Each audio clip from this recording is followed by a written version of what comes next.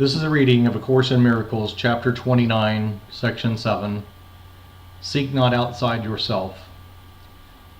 Seek not outside yourself, for it will fail, and you will weep each time an idol falls. Heaven cannot be found where it is not, and there can be no peace excepting there. Each idol that you worship when God calls will never answer in His place.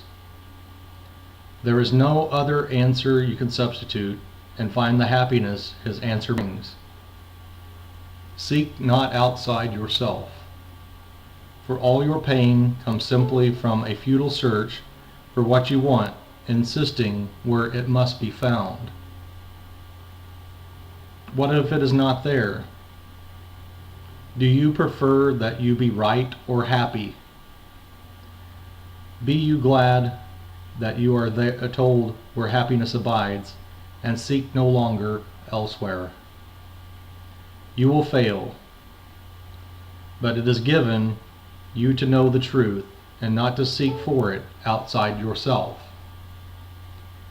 No one who comes here but must still have hope, some lingering illusion, or some dream that there is something outside himself that will bring happiness and peace to him. If everything is in him, this cannot be so, and therefore by his coming he denies the truth about himself and seeks for something more than everything, as if a part of it were separated off and found where all the rest of it is not. This is the purpose he bestows upon the body, that it seek for what he lacks and give him what he would make himself complete.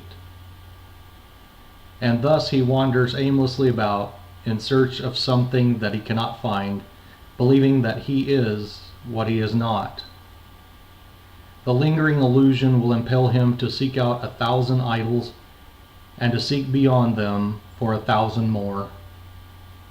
And each will fail him, all excepting one, for he will die, and does not understand the idol that he seeks is but his death.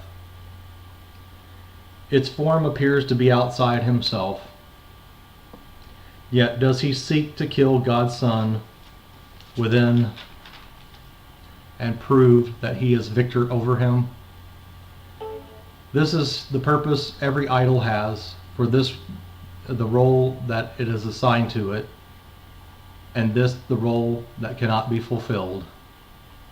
Whenever you attempt to reach a goal in which the body's betterment is cast as a major beneficiary, you try to bring about your death.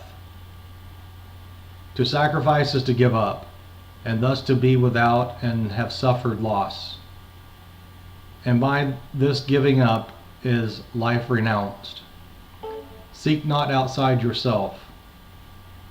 The search implies you are not whole within and fear to look upon your devastation, but prefer to seek outside yourself for what you are.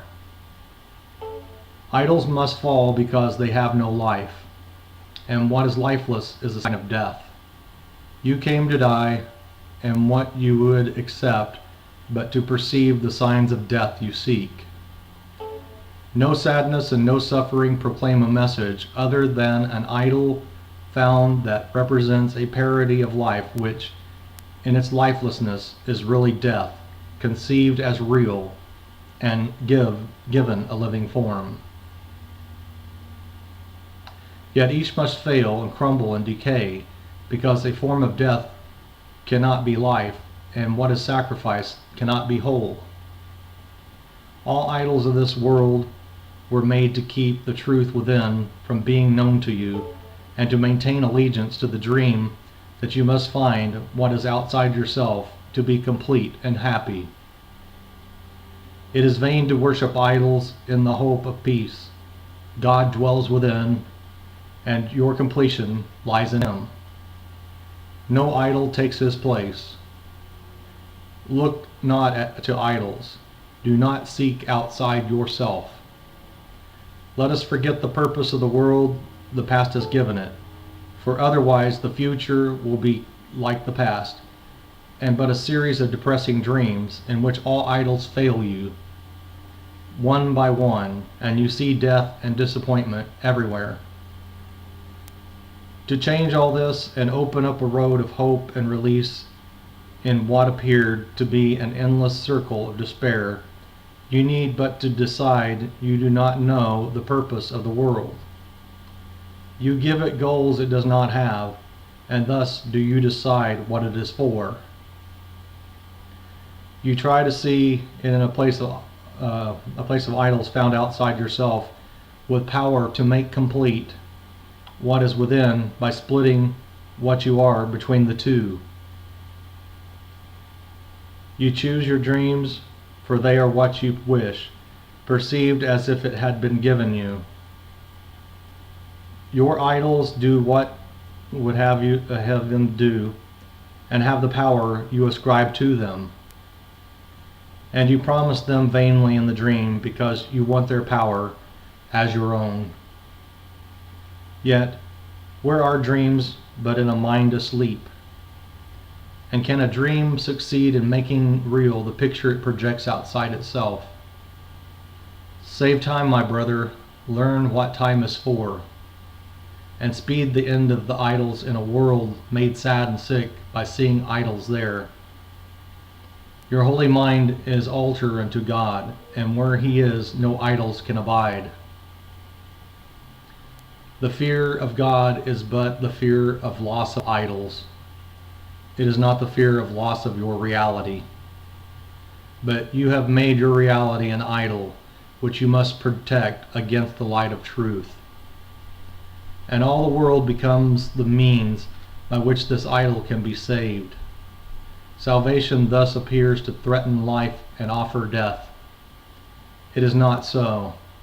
Salvation seeks to prove there is no death and only life exists. The sacrifice of death is nothing lost. An idol cannot take the place of God. Let him remind you of his love for you, and do not seek to drown his voice in chants of deep despair to idols of yourself. Seek not outside your Father for your hope, for hope of happiness is not despair. That is the end of the reading of A Course in Miracles, chapter 29, section 7.